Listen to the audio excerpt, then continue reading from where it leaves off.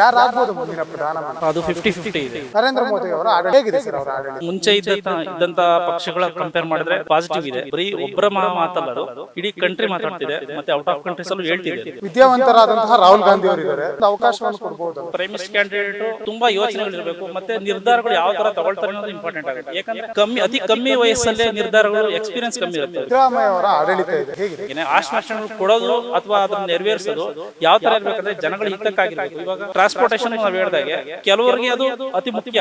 ಯಾಕಂದ್ರೆ ಕೆಲಸಕ್ಕೆ ಹೋಗೋರು ಅವ್ರಿಗೆಲ್ಲ ಯೂಸ್ ಆಗುತ್ತೆ. ಕೆಲಸಕ್ಕೆ ಹೋಗದೆ ಇರೋರು ಅದನ್ನ ಯುಟಿಲೈಸ್ ಮಾಡ್ಕೊಂಡು ಸುಮ್ಮನೆ ವೇಸ್ಟ್ ಮಾಡ್ತಿದ್ದಾರೆ. ಹೇಗಿರ್ಬೇಕು ಅಂದ್ರೆ ಅದೇ ಮೈನು ಶಿಕ್ಷಣ, ಆರೋಗ್ಯ ಮತ್ತೆ ಆಹಾರ, ಇವು ಮೂರು ಅತಿ ಮುಖ್ಯವಾಗಿರ್ತಕ್ಕಂಥದ್ದು. ಅವನ್ ಮಾತ್ರ ಏನಾದ್ರು ಫ್ರೀ ಆಫ್ ಕಾಸ್ಟ್ ಕೊಡೋ ತರ. ಯಾಕಂದ್ರೆ ಲೋಕಸಭಾ ಚುನಾವಣೆಯಲ್ಲಿ ಯಾವ ರೀತಿ ಮತ ಮಾಡಬೇಕು? ಪಬ್ಲಿಕ್ ಗೆ ಓರಿಯೆಂಟೆಡ್ ಆಗಿ ಏನಾದ್ರು ಆಶ್ವಾಸನೆ ಕೊಟ್ಟು, ಬರೀ ಪಬ್ಲಿಕ್ ಅಷ್ಟೇ ಆಶ್ವಾಸನೆಗಳಿಗೆ ಮೀಸಲಾಗಿ ಅವ್ರಿಗೆ ಓಟ್ ಹಾಕೋದು ತಪ್ಪು. ಪಕ್ಷ ಪರವಾಗಿ ಓಟ್ ಹಾಕೋದು ತಪ್ಪು.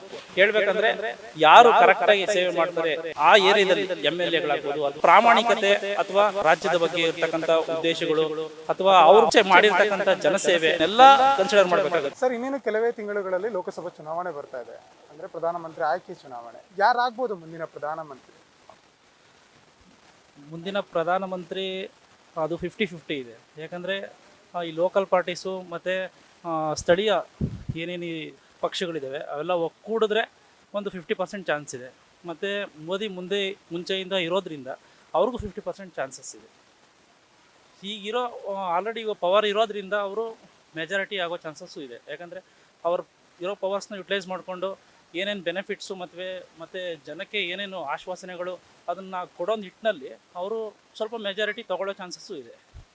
ಮತ್ತು ಯಾವುದೇ ಕಾರಣಕ್ಕೂ ಅವ್ರೇನು ಆಶ್ವಾಸನೆಗಳು ಕೊಡ್ತಾರಲ್ಲ ಅದನ್ನು ಕಂಪ್ಲೀಟ್ ಅವ್ರೇನು ಎಷ್ಟು ಪೀರಿಯಡ್ ಇರ್ತಾರೋ 5 years ಆಗ್ಬೋದು ಅಥವಾ ಅದ್ರ ಮುಂದೇನೂ ಆಗ್ಬೋದು, ಕಂಟಿನ್ಯೂಸ್ ನಡೆಸ್ಕೊಂಡು ಹೋಗಬೇಕು. ಮತ್ತು ಅವ್ರೇನು ಮೆಜಾರಿಟಿ ಅಥವಾ ಇದು ಆಶ್ವಾಸನೆಗಳು ಏನು ಕೊಡ್ತಾರೋ ಅವನ್ನ ಯಾವುದೇ ಕಾರಣಕ್ಕೂ ಜನರ ಹಿತಕ್ಕಾಗಿ ಇರಬೇಕು. ಅಂದರೆ ಇವಾಗ ನಾರ್ಮಲಾಗಿ ಈ ಆಶ್ವಾಸನೆಗಳು ಕೊಟ್ಟಿರ್ತಕ್ಕಂಥ ಕರ್ನಾಟಕದಲ್ಲಿ ಅವ್ರು ಯುಟಿಲೈಸ್ ಆಗ್ತಿದೆ. ಬಟ್ ಅದು ಮೆಜಾರಿಟಿ ಪಬ್ಲಿಕ್ಗೆ ಯಾವ ಥರ ಯುಟಿಲೈಸ್ ಆಗುತ್ತೆ ಅನ್ನೋದು ಇಂಪಾರ್ಟೆಂಟು. ಈಗ ಟ್ರಾನ್ಸ್ಪೋರ್ಟೇಷನ್ ಕೊಟ್ಟಿದ್ದಾರೆ ಫ್ರೀ ಆಫ್ ಕಾಸ್ಟ್ ಲೇಡೀಸ್ಗೆ, ಅದು ಕೆಲವರಿಗೆ ಅವಶ್ಯಕತೆ ಇದೆ, ಇನ್ನೂ ಕೆಲವರಿಗೆ ಅವಶ್ಯಕತೆ ಇಲ್ಲದೆ ಇದ್ರೂ ಅದನ್ನು ಯುಟಿಲೈಸ್ ಮಾಡ್ಕೊಳ್ತಿದ್ದಾರೆ. ಅದರಿಂದ ಗೌರ್ಮೆಂಟ್ಗೆ ಯಾವುದೇ ಲಾಭ ಇಲ್ಲ, ಅಥವಾ ಅದನ್ನು ಯೂಸ್ ಮಾಡ್ಕೊಳೋದ್ರಿಂದ ಟ್ರಾನ್ಸ್ಪೋರ್ಟೇಷನ್ ಚಾರ್ಜಸ್ಸು ಗೌರ್ಮೆಂಟ್ಗೆ ಏನು ಅರ್ನ್ ಆಗ್ತಿತ್ತು ಅದು ಕಮ್ಮಿ ಆಗ್ತಿದೆ. ಮತ್ತು ಮೇಯ್ನು ಬೇಕಿರೋದು ಜನಗಳಿಗೆ ಮೇಯ್ನು ಆಹಾರ, ಆರೋಗ್ಯ ಮತ್ತು ಶಿಕ್ಷಣ, ಇವು ಮೂರು ಮುಖ್ಯವಾಗಿ ಪ್ರಾಮುಖ್ಯತೆ ಕೊಟ್ಟು ಅವನ್ನ ಫ್ರೀ ಆಫ್ ಕಾಸ್ಟಲ್ಲಿ ಏನಾದರೂ ಮುಂದಿನ ಚುನಾವಣೆಗಳಲ್ಲಿ ಅಥವಾ ಅದರ ನೆಕ್ಸ್ಟು ಏನೇನು ಬರ್ತಾರೋ ಅವ್ರ ಪಕ್ಷಗಳು, ಅವರು ಆಶ್ವಾಸನೆಗಳು ಇದ್ರ ಮೇಲೆ ತೊಗೊಂಡು ಕಂಪ್ಲೀಟಾಗಿ ಇದ್ರ ಬಗ್ಗೆ ಪ್ರೋತ್ಸಾಹ ಕೊಟ್ಟು ಅದನ್ನು ಕಂಪ್ಲೀಟಾಗಿ ಗೆದ್ದಿನ ನಂತರನೂ ಇದಕ್ಕೆ ಯಾವುದೇ ಕೊಟ್ಟಿರ್ತಕ್ಕಂಥ ಆಶ್ವಾಸನೆಗಳನ್ನ ನಡೆಸ್ಕೊಂಡು ಹೋಗ್ತಕ್ಕಂಥದ್ದು ಅವರ ಇದರಲ್ಲಿ ಇರುತ್ತದೆ. ಸಾಮಾಜಿಕ ಕಳಕಳಿಯನ್ನು ಉದ್ದೇಶವಾಗಿ ಇಟ್ಕೊಂಡು ತುಂಬ ಹೇಳಿದ್ರಿ. ಆದರೆ 10 ವರ್ಷಗಳಿಂದ ಅಂದರೆ ಸತತ 2ನೇ ಬಾರಿ ಇನ್ನೇನು ಕಂಪ್ಲೀಟ್ ಆಗಕ್ಕೆ ಬಂತು, ನರೇಂದ್ರ ಮೋದಿ ಅವರ ಆಡಳಿತ ನಡೀತಾ ಇದೆ. ಹೇಗಿದೆ ಸರ್ ಅವರ ಆಡಳಿತ ವೈಖರಿ? ಅವ್ರದ್ದು ಮುಂಚೆ ಇದ್ದಂಥ ಪಕ್ಷಗಳ ಕಂಪೇರ್ ಮಾಡಿದ್ರೆ ಪಾಸಿಟಿವ್ ಇದೆ. ಅಂದರೆ ನಾನು ಬರೀ ಒಬ್ಬರ ಮಾತಲ್ಲ, ಅದು ಇಡೀ ಕಂಟ್ರಿ ಮಾತಾಡ್ತಿದೆ, ಮತ್ತು ಔಟ್ ಆಫ್ ಕಂಟ್ರೀಸಲ್ಲೂ ಹೇಳ್ತಿದೆ ಅದು. ಬಟ್ ಬರೀ ಅದೇ ಇವರು ಮುಂಚೆ ಮಾತಾಡಿದಾಗ ಹಿರಿಯರು ಮಾತಾಡಿದ್ರಲ್ಲ, ಅವರು ಹೇಳಿದ ಕೆಲವು ಪಾಯಿಂಟ್ಸ್ನ ತೊಗೊಂಡ್ರೆ ಬರೀ ಅಂದರೆ ಶೋ ಆಫ್ ಮಾಡ್ತಿದ್ದಾರೆ ಅಂತಲೂ ಹೇಳ್ತಿದ್ದಾರೆ ಅವರು. ಅದು ಇಂಪಾರ್ಟೆಂಟೇ. ಬಟ್ ಅದ್ರ ಜೊತೆ ಇಲ್ದಿರ್ತಕ್ಕಂಥ ಜನಗಳ ಆಹಾರ ಅಥವಾ ಏನು ಹೇಳಿದ್ರು ಅತಿ ಮುಖ್ಯವಾದಂಥ ಅಂಶಗಳು ಅವ್ರ ಬಗ್ಗೆನೂ ಅವರು ಕಾಳಜಿ ವಹಿಸಬೇಕಾಗುತ್ತೆ. ಯಾಕಂದರೆ ಬರೀ ಗಡಿ ವಿಷಯ ಅಥವಾ ರಾಮ ಮಂದಿರ ಅಥವಾ ಇದ್ರ ಬಗ್ಗೆ ಅಂದರೆ ಕೆಲವು ವಿಷಯಗಳಿಗೆ ಮಾತ್ರ ಅವು ಸೀಮಿತವಾಗಿರ್ತವೆ. ಪ್ರತಿಯೊಬ್ಬರಿಗೂ ಅದು ಅನ್ವಯಿಸೋಲ್ಲ. ಪ್ರತಿಯೊಬ್ಬರಿಗೂ ಅನ್ವಯಿಸಕ್ಕಂಥ ಏನಾದರೂ ವಿಷಯಗಳು ತೊಗೊಂಡು ಅದ್ರ ಬಗ್ಗೆ ಅವ್ರು ಏನಾದರೂ ಹೆಚ್ಚು ಒತ್ತು ಕೊಟ್ಟರೆ ಡೆಫಿನೆಟ್ಲಿ 100% ಗೆಲ್ಲೋ ಚಾನ್ಸಸ್ ಇದೆ ಅವರು. ಸರ್, ನೀವೇ ಹೇಳಿದರೆ ಅಭಿವೃದ್ಧಿ ಮಾರ್ಗವಾಗಿ ಹಿಡಿದ್ರೆ ಮೋದಿ ಅವರು ಗೆಲ್ಲಬಹುದು ಅಂತ. ಆದರೆ ವಿದ್ಯಾವಂತರಾದಂತಹ ರಾಹುಲ್ ಗಾಂಧಿ ಅವರು ಇದ್ದಾರೆ, ಮತ್ತು ಎಕ್ಸ್ಪೀರಿಯನ್ಸ್ ಇರುವಂಥ ಹಿರಿಯರಾದಂತಹ ಮಲ್ಲಿಕಾರ್ಜುನ ಖರ್ಗೆ ಅವರ ಹೆಸರು ಕೂಡ ಕೇಳಿ ಬರ್ತಾ ಇದೆ. ಇವರಿಬ್ಬರಿಗೆ ಒಂದು ಅವಕಾಶವನ್ನು ಕೊಡ್ಬೋದಲ್ಲ ಸರ್? ಅದು ಕಾಂಗ್ರೆಸ್ ಪಾರ್ಟಿಯಿಂದ ನೀವು ಹೇಳ್ತಿದ್ರು. ಕಾಂಗ್ರೆಸ್ ಪಾರ್ಟಿಯಿಂದ ಅವತ್ತಿಂದ ಪ್ರೈಮ್ ಮಿನಿಸ್ಟರ್ ಕ್ಯಾಂಡಿಡೇಟು ಅವತ್ತಿಂದ ಡಿಸೈಡ್ ಆಗ್ಬಿಟ್ಟಿದೆ ಆಲ್ರೆಡಿ. ಅವ್ರಿಗೆ ಮೇಯ್ನು ಡಿಸೈಡ್ ಆಗಿರೋದ್ರು ಅಂದರೆ ಪಕ್ಷದಲ್ಲಿ ಆಗಿರಬೇಕು ಅಂದರೆ ಗೆದ್ದ ನಂತರ ಯಾರಾಗಬೇಕು ಅನ್ನೋದು ಇದ್ದರೆ ಅಟ್ಲೀಸ್ಟ್ ಒಂದು ಪರ್ಸೆಂಟೇಜ್ ಆಫ್ ವೋಟಿಂಗ್ಸು ಒಂಥರ ಇರುತ್ತೆ. ಈಗ ಫಸ್ಟೇ ಪ್ರೈಮ್ ಮಿನಿಸ್ಟ್ರು ಇವರೇ ಅಂತ ಆದಾಗ ಚಾನ್ಸಸ್ ಕಮ್ಮಿ ಇರುತ್ತೆ. ಯಾಕಂದರೆ ಪ್ರೈಮ್ ಮಿನಿಸ್ಟರ್ ಕ್ಯಾಂಡಿಡೇಟು ತುಂಬ ಯೋಚನೆಗಳಿರಬೇಕು, ಮತ್ತು ನಿರ್ಧಾರಗಳು ಯಾವ ಥರ ತಗೊಳ್ತಾರೆ ಅನ್ನೋದು ಇಂಪಾರ್ಟೆಂಟ್ ಆಗುತ್ತೆ. ಯಾಕಂದರೆ ಅತಿ ಕಮ್ಮಿ ವಯಸ್ಸಲ್ಲೇ ನಿರ್ಧಾರಗಳು, ಎಕ್ಸ್ಪೀರಿಯನ್ಸ್ ಕಮ್ಮಿ ಇರುತ್ತೆ ಅವ್ರಿಗೆ. ನಿರ್ಧಾರ ತೊಗೊಂಡಾಗ ಅವು ಕೆಲವು age of group of ages, ಅಂದರೆ ಏಜ್ ಪೀಪಲ್ಸ್ಗೆ ಮಾತ್ರ ಅದು ಓಕೆ ಅನಿಸುತ್ತೆ. ಬಟ್ ಕಂಪ್ಲೀಟ್ ಅಂದರೆ ವಯಸ್ಸು ಆದಂಥ ವ್ಯಕ್ತಿಗಳು ಪ್ರೈಮ್ ಮಿನಿಸ್ಟರ್ ಪೋಸ್ಟ್ಗೆ ಅಥವಾ ಆ ಸೀಟಲ್ಲಿ ಕೂತ್ಕೊಳ್ಳೋಂಥ ವ್ಯಕ್ತಿ ಹಿರಿಯರಾಗಿದ್ದಾಗ ಕಂಪ್ಲೀಟ್ ಅವ್ರು ಏನು ಅವ್ರ ಜೀವನದಲ್ಲಿ ನಡೆದು ಹೋದಂಥ ಘಟನೆಗಳು ಪ್ರತಿಯೊಬ್ಬರದ್ದು ಯೋಚನೆ ಮಾಡ್ತಕ್ಕಂಥ ಯೋಚನೆಗಳಿರ್ತವೆ ಅವ್ರಿಗೆ.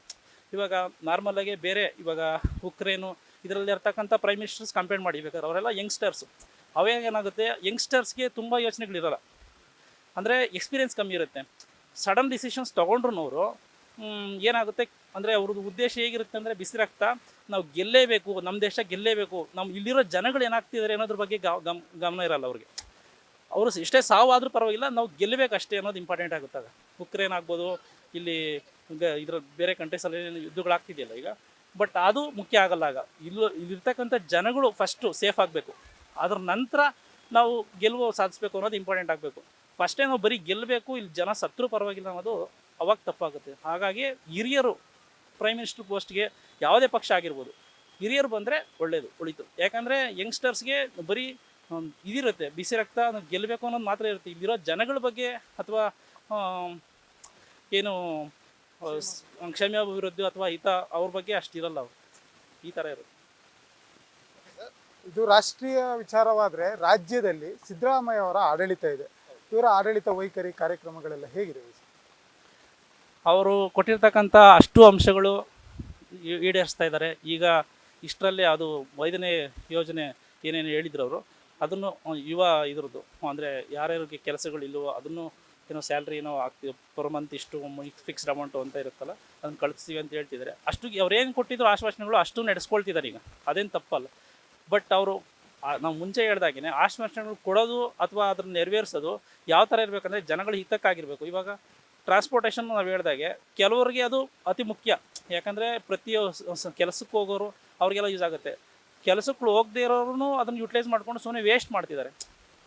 ಅಂದರೆ ಅವಶ್ಯಕತೆ ಇಲ್ಲ ಅದು, ಬಟ್ ಆದ್ರೂ ಕೊಡ್ತಿದ್ದಾರೆ ಅದು. ಅಂದರೆ ಎಲ್ಲರಿಗೂ ಅದು ಸವಲತ್ತಿದೆ. ಹೇಗಿರಬೇಕು ಅಂದರೆ ಅದೇ ಮೈನು ಶಿಕ್ಷಣ, ಆರೋಗ್ಯ ಮತ್ತು ಆಹಾರ, ಇವು 3 ಅತಿ ಮುಖ್ಯವಾಗಿರ್ತಕ್ಕಂಥದ್ದು. ಅವನ್ನ ಮಾತ್ರ ಏನಾದರೂ ಫ್ರೀ ಆಫ್ ಕಾಸ್ಟಲ್ಲಿ ಕೊಡೋ ಥರ. ಯಾಕಂದರೆ ಇವಾಗ ಹೇಳ್ಬೇಕಂದ್ರೆ ಒಂದೊಂದು ಸ್ಕೂಲ್ಗೆ ಎಷ್ಟು ಫೀಸ್ ಇದೆ ಅನ್ನೋದು ಪಬ್ಲಿಕ್ ಎಲ್ಲರಿಗೂ ಗೊತ್ತಿದೆ. ಅದೇ ಒಂದು ಪೇರೆಂಟ್ಸ್ಗೆ ದೊಡ್ಡ ಟೆನ್ಷನ್ ಆಗಿಬಿಟ್ಟಿದೆ, ಹೇಗಪ್ಪ ನನ್ನ ಮಕ್ಕಳನ್ನ ಓದಿಸೋದು.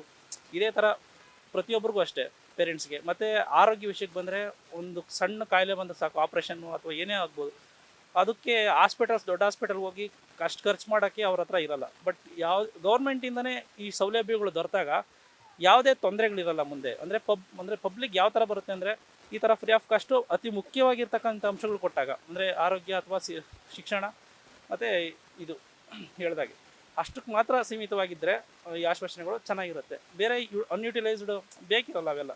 ಅಂದರೆ ಟ್ರಾನ್ಸ್ಪೋರ್ಟೇಷನ್ ಇರಬೇಕು, ಬಟ್ ಅಂದರೆ ಯಾರು ಅಂದರೆ ಈ ಅವಶ್ಯಕತೆ ಇರುತ್ತೋ ಅವ್ರಿಗೆ ಮಾತ್ರ ಬಳಸೋ ಥರ ಏನಾದರೂ. ವಿದ್ಯಾರ್ಥಿಗಳಿಗೂ ಬೇಕೇ ಬೇಕು ಕಂಪಲ್ಸರಿ, ಅವ್ರು ಹೋಗಲೇಬೇಕು ಸ್ಕೂಲ್ಗೆ, ಅವ್ರಿಗೆ ಫ್ರೀ ಆಫ್ ಪಾಸ್ ಕೊಟ್ಟರೆ ಯೂಸ್ ಆಗುತ್ತೆ.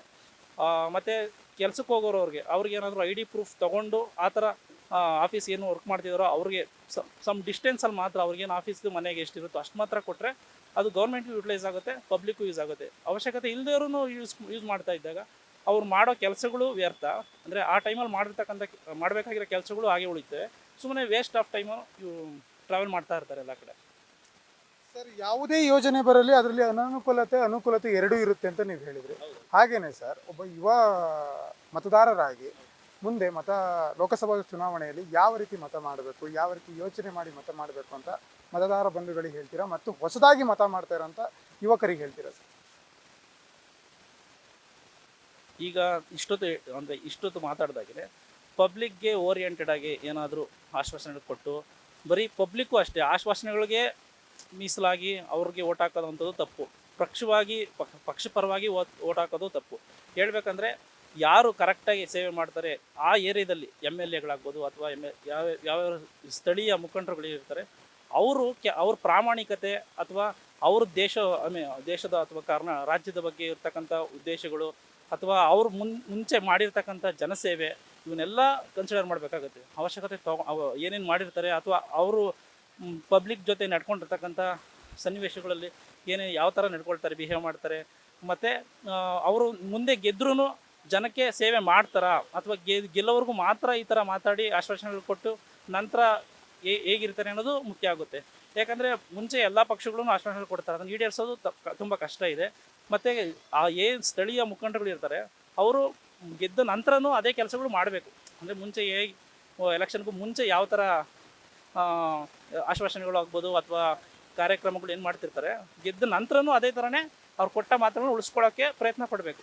ಮತ್ತು ಆ ಸ್ಥಳಕ್ಕೆ ಯಾವ ಜಾಗದಿಂದ ಗೆದ್ದಿರ್ತಾರೋ ಆ ಜಾಗಗಳ ಡೆವಲಪ್ಮೆಂಟ್ಸ್ ಆಗ್ಬೋದು, ಜನಗಳ ಹಿತರಕ್ಷಣೆಗೋಸ್ಕರ ಏನೇನು ಕೆಲಸಗಳು ಮಾಡಬೇಕು ಗೌರ್ಮೆಂಟ್ ಕಡೆಯಿಂದ ಅಷ್ಟನ್ನು ಕೊಟ್ಟರೆ ಅದು ಮುಂದೆ ಯೂಸ್ ಆಗುತ್ತೆ ಪಬ್ಲಿಕ್ಗೆ ಅಂತ ಹೇಳೋಕ್ಕೆ ಇಷ್ಟಪಡ್ತೀನಿ. ಎಸ್ ವೀಕ್ಷಕರೇ, ಇದಾಗಿತ್ತು ಇಲ್ಲಿಯ ಜನರ ಮಾತುಕತೆ. ಅಂದರೆ ಪ್ರಾಥಮಿಕ ಹಂತದಲ್ಲಿರುವಂಥ ಆರೋಗ್ಯ ಮತ್ತು ಶಿಕ್ಷಣ ಮತ್ತು ವೈದ್ಯಕೀಯ ವ್ಯವಸ್ಥೆಯನ್ನು ಯಾರು ಕೊಡ್ತಾರೋ ಅವರಿಗೆ ಯೋಜಿಸಿ ಮತವನ್ನು ಹಾಕಿ ಅಂತ ಹೇಳ್ತಾರೆ. ಎಸ್ ವೀಕ್ಷಕರೇ, ಇದು ಕರ್ನಾಟಕ ಟಿವಿ, ಕನ್ನಡಿಗರ ಧ್ವನಿ.